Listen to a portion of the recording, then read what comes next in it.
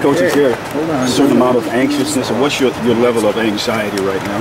No, it's not at all. You know, we play Friday, so you know I think we've got a bonus in that we're Friday, because obviously when you travel, you got time to come back here and kind of get more adjusted. And we gave our guys Sunday and Monday off, and we've had 2 really good workouts on Tuesday and Wednesday, and so now we'll have a light workout tomorrow in anticipation of the weekend. So I think everybody's fired up, but I haven't seen any kind of anxiousness or anything along that. The team seems very calm. I know they're still a ways away yet from playing, but I've really liked their energy the last 2 days. And they've adjusted quite well, considering they had to have finals this week as well. Yeah, that's why we really haven't until practice on Wednesday really spent a lot of time talking even about the NCAA tournament, because they have been finishing, and we've still got probably a number of guys that still have to do some things, whether it's a paper or whatever, but it's very difficult. But most of their finals were completed on Monday and Tuesday, so we wanted them to get those out of the way. Personally, how gratifying is it for you to get a 4 seed in your first season here? Well, you know what's really pleasing, and it's been a lot of fun, is the young men I've had a chance to coach. You know, I've said it from day one, almost a year now, almost 12 months, but you know, they only had 6 scholarship players, and those 6 guys could have opted out. They could have done something different. You know, like the Wares, I'm their 3rd collegiate coach. That's not easy. It's not easy when there's change. You know, so much is made of, I think when there's a change, it's made of the guy you're replacing and then the new guy. And that's most of the tension is there.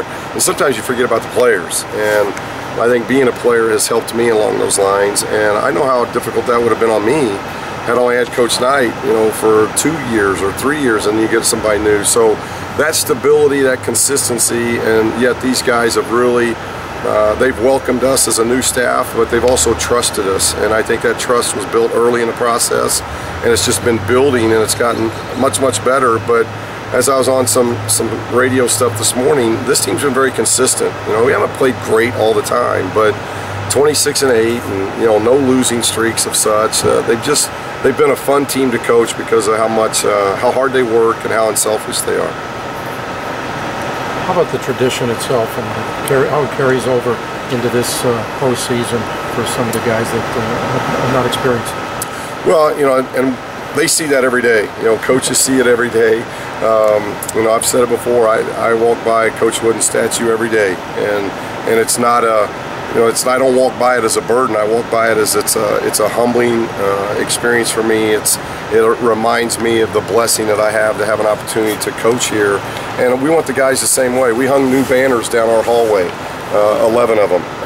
You know, and so I hope that people know that I'm trying to sell that more. I'm not trying to run from it, or I don't want my team running from it. I just don't want the banners hanging from the rafters and you have to look up to see them. I want our guys, every time they walk in and out of our locker room, they walk down that hall, they see 11-time national champs. So they see that, they feel that, and I think that's part of the reason why, from a coaching standpoint or a playing standpoint, you like being at a place like this. It's champions are made here. That's kind of the motto athletically around here, and all these young men want to be champions. And your guys are walking with a little bit of swagger.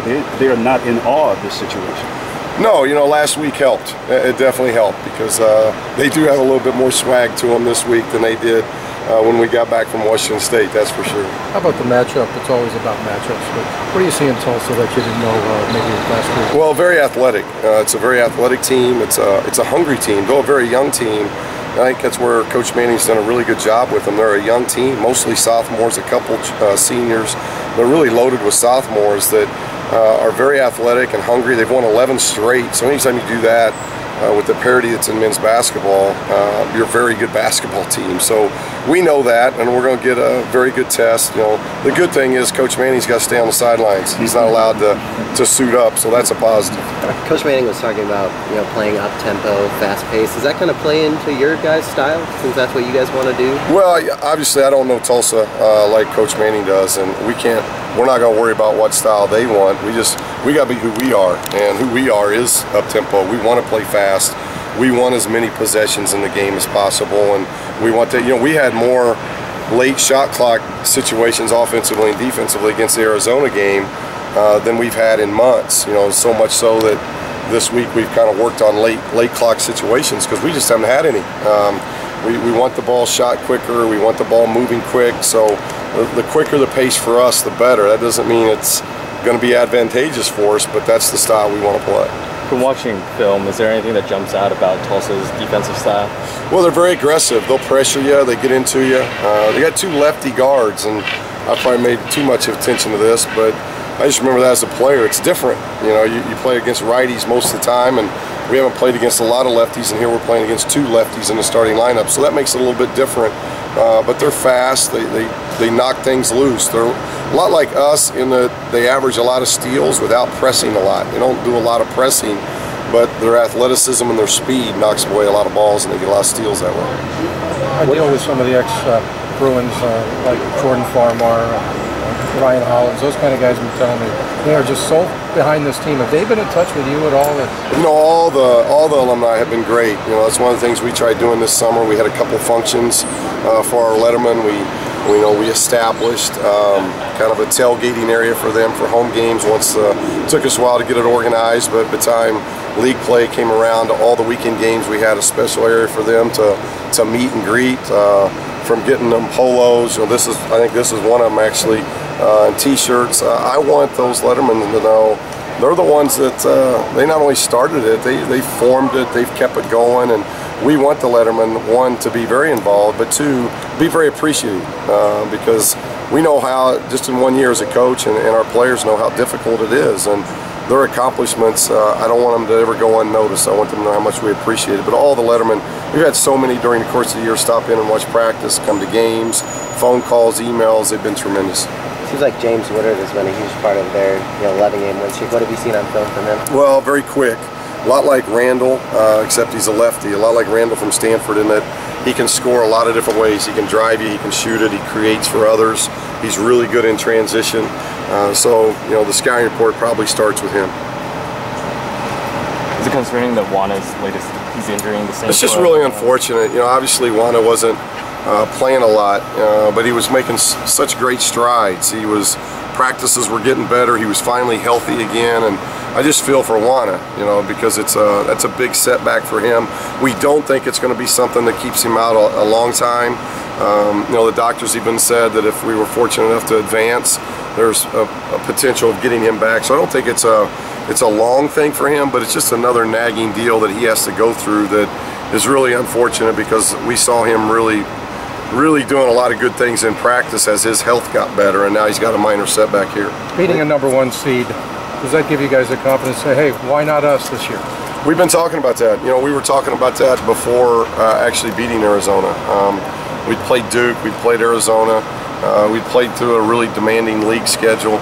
So we've been talking to our guys about that all year long, and a lot of it has to do about their concentrated ability at the defensive end, and we saw that. We are much better defensively in the Pac-12 tournament than we've been in months. So if we can figure that out and get consistent with that, you know, there's a lot of parity in men's basketball right now. I don't think there's, you know, obviously Florida's won 26, 27 games in a row, and they should be thought of. You got Wichita, who hadn't lost, so those are probably the 2 teams in this tournament that people would look at and say, you know, they're the odds-on favorite. But you get below that, there's a lot of teams. There's probably a dozen teams then that are pretty similar and have a chance to do something in this tournament, and then you get fortunate enough to pair up with one of those teams. You just never know. It's one game.